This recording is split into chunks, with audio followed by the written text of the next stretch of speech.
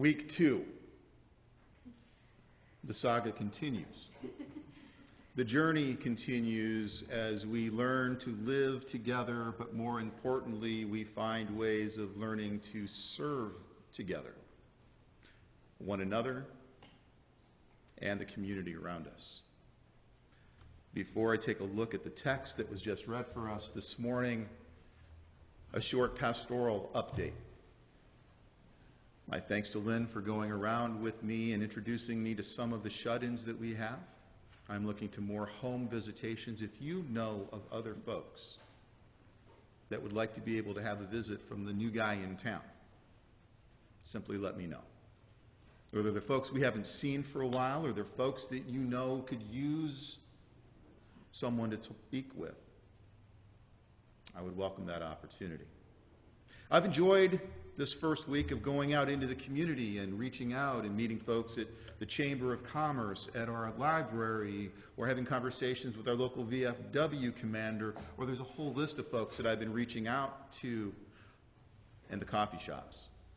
I told you last week, you'll see me drinking lots of coffee and getting to know folks in the community around coffee. When I do that, I get an opportunity to ask them, so tell me a little bit about that white church over on the square. I need to be careful now when I say tell me about the white church on the square, because I don't want somebody to think that we are an exclusively white congregation. But I have the opportunity of saying, tell me about the church on the square. What do you know about the church? Its history, or more importantly, what is the church currently doing that you are aware of? It's conversations I've been having with folks this week. It's conversations I'm looking forward to having over the next several weeks and beyond. Enough about that right now, but I just wanted to give you a sense of what the first week has looked like so far. And I want to give you a sense of what perhaps sermons, messages will look like for the most part moving forward together. And I expect if this church is like any other church, I can expect critique and feedback and the things that you liked, the things that you didn't, the things that we agree with, and perhaps the things that we don't. This is church, after all. And most importantly, this is part of the United Church of Christ, which means we expect there will be differences of opinions and beliefs, but that what unites us together is God's love for each and every one of us, for who we are on life's journey. What you can begin expecting from me is that I will look to try to provide some history and some backstory of the passage that has been read. My hope and desire in moving forward through that passage is to be able to talk about, is there a lesson or lessons to be taken away for us collectively, because indeed you have called me here to be your transitional minister. Simply meaning we are a church that is in transition. And for this period of time, I'm journeying with you to discover what is the very best about who we are and what we do, and to open us up to possibilities of what we can be, not only for one another, but for those in our community who desperately need a place such as this. And hopefully within the passage. I told you earlier to let me know if there's ever a time that you greet me either here or in the community and I do not smile and say hello. If at the end of any particular sermon I've not given something where there is good news contained within the story or the text or the message, I want you to be able to call me out on that as well. For if we are not gathering here this morning to hear something uplifting, something positive, yes, challenging, but if we aren't hearing something that we can take with us into our own lives after here, into our own places of work, into our schools, into the community around us, if we cannot take something that is positive and rewarding and life-changing, why is it that we gather here and now? So with those parameters set, let's take a few minutes and look at the text for this morning. If you are like me, who was born and raised in the church, this story is probably not one that's brand new. Matter of fact, within the lectionary cycle, it falls typically at least every 3 years, and it falls about this time of year, which is fall or early winter. I'm still trying to figure out what's going on. But it falls within fall, which oftentimes for many churches is our stewardship time. Churches oftentimes are talking about faithful giving and generosity and how we're getting ready to be able to prepare and live into the following year's budget. And this always seems to be a really wonderful text. Talk about faithful giving. I've heard this sermon over and over again, most often within that context. I've even preached this text as a stewardship lesson. I'm going to invite us to hear a few other elements of this story that was read for us. But first, a reminder for most of us, anyways, of where we're finding ourselves. Jesus, with his earliest followers, is sort of coming towards the end, which feels weird since we're just getting ready to move into Advent. But within this gospel text, things have already been coming rather quickly.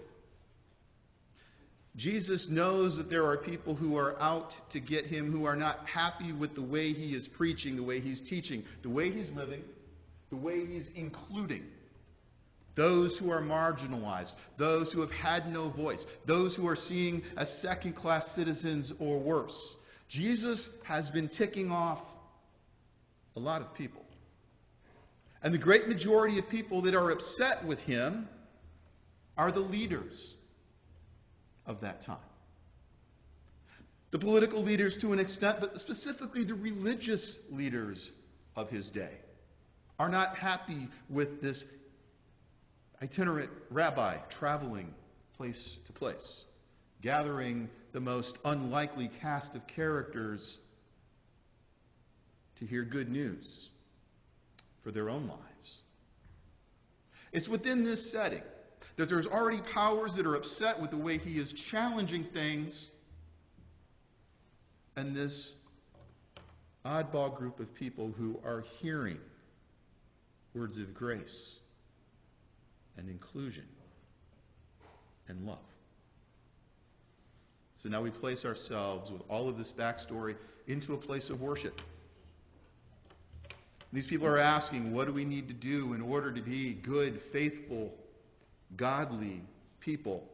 And they are used to taking a look at the religious leaders. For certainly these religious leaders are well-robed. They are given the benefits of all of the position, sitting at the head of banquet tables, always being put first in line. I could almost draw, if I wanted to, a parallel with some of our Christian communities where the pastor is always treated on a pedestal. And if they're not seen driving a brand new flashy car, then something's wrong. Well, I drive a beat-up Honda Odyssey van that I'm hoping to get fixed this week. This is about as flashy as I get. But I'm not trying to say I'm any more godly. But where I want to go with this is the people are used to looking at these leaders as those that they need to emulate. But they have been told that there's no way. There's no way they can get up to that level. And in the midst of this, as the disciples that have been following Jesus for a period of time are trying to discern for their own selves what it means to be able to journey alongside and live into the example that Jesus is setting, their focus is here. And I'm imagining on the scene, out of the periphery, comes one of the marginalized. One who, quite honestly, is probably very rarely noticed at all. One who perhaps is noticed because, they'll take care of her in her own way, but don't raise a ruckus kind of people. And it's this woman, this widow, this marginalized person who comes in and gives. Now, here's where the stewardship lesson would come in if I wanted to preach a stewardship message. See, even she gave all she had. So I think each and every one of you should just open up your checkbooks or your pocketbooks or your wallets, and we'll take a second offering. Give everything you have. Perhaps that's not the stewardship lesson to give. Perhaps the good news within this text is when Jesus says, she, this woman, the marginalized, the one that you really expect nothing of and nothing from, this person who perhaps you cast a little bit her way, this is the person that the kingdom of God is about. This is the kind of person that God treasures perhaps above others. Not those with the fancy robes, not those with the fancy titles, not those who enjoy the adoration, but the one who is struggling to get through in life, but even in the midst of her struggles, finds joy, finds purpose, and finds peace. This reminds me, right after I had finished up a combat tour in Afghanistan, I think I may have shared with you, some of you anyways, I did an interview with the church over a satellite phone. It was about the only way we could communicate back and forth stateside early on in those days. And after I had recently started that church, after I had gotten home, I did the same thing that I do here. I go out into the community and I meet with people and I say, tell me about this church and tell me about what you do. And perhaps how do I connect the church that I'm serving with what you do? And I came across this lovely woman at a soup kitchen. She was running on a shoestring budget. A place that was open 5 to 6, sometimes 7 days a week, feeding meals, clothing folks. And I simply said, as I'm going to invite all of you, tell me your story. Tell me what kind of things have shaped you into being who you are. Laura shared this with me. She said when she was a very little girl, she was very impoverished. There was no heat in the home. She barely had anything to keep her warm. I won't go into the whole home life situation. She said, but on Sunday mornings, she would find herself walking down the sidewalk and hearing beautiful music coming out of this really nice-looking place, and she would find herself sitting on the doorsteps listening, wondering what was going on inside. After a period of time, and this really is a true story. This is not like the rabbi's gift, which is a true story but not a factual story. This one's an actual factual story. As she found herself sitting on that doorstep of this very beautiful church, listening to this beautiful music and watching some rather beautiful people going in and out the doors, eventually a couple of the women noticed her and invited her in. She walked into a worship service. First of all, the building was warm, which is not something she'd experienced very often in the cold. People sort of looked at her. Most of them ignored her. But the women that had invited her in then turned around, and what I am sure they thought was a very loving gesture, and perhaps we even find ourselves doing it at some point in time, said, "We're glad that you came in. Now we need to find something appropriate for you to wear, because we'd like to have you come back." I want you to let that sit for a minute. It was very nice to have you here. Now we need to find something appropriate for you to wear. because we'd love to have you come back. Imagine yourself, I'm trying to remember how old she told me. I think she must have been like 7 or 8. What lesson did she hear at age 7 or 8 about church, or even perhaps more about God? You would be lovable if. Again, I'm sure the women had the best of intentions. I'm an optimist. I hope that they had the best of intentions. But what she shared with me was she never went back to that church again. As a matter of fact, she very rarely found herself walking down the sidewalk. She never again found herself sitting on the steps listening to the beautiful music. For what she heard at that point in time was, you're almost lovable. You're almost acceptable. If you do this, we'll welcome you in.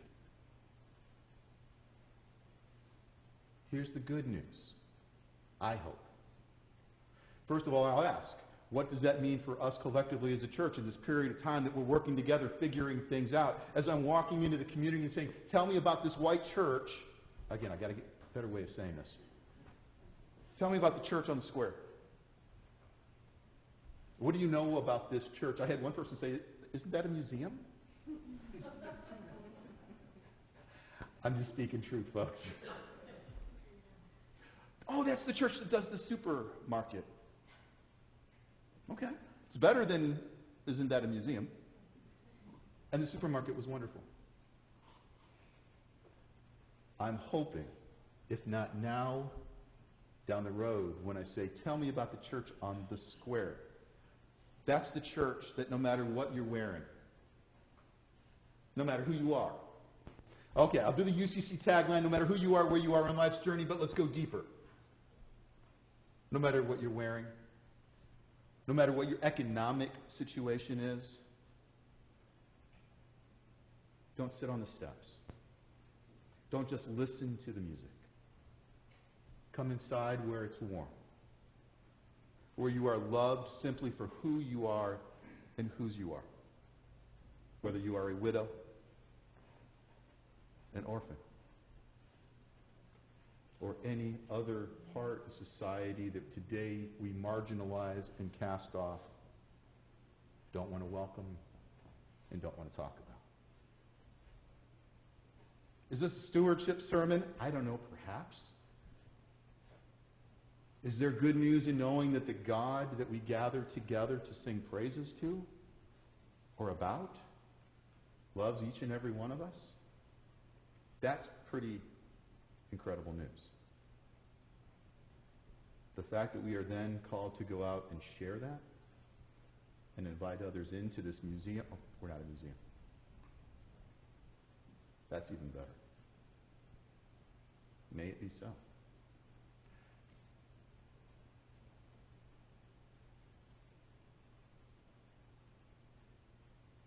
I would love to hear your input, not only on this morning, but moving forward on a lot of things.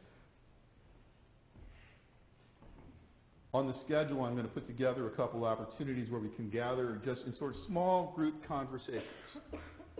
So for the period of Advent, which is right around the corner, first Sunday of Advent, and then every Sunday through the season, if you don't have anything else going on at 1:30 on Sunday afternoons, I'd love to have you join me in Fellowship Hall. I will make sure the coffee is on.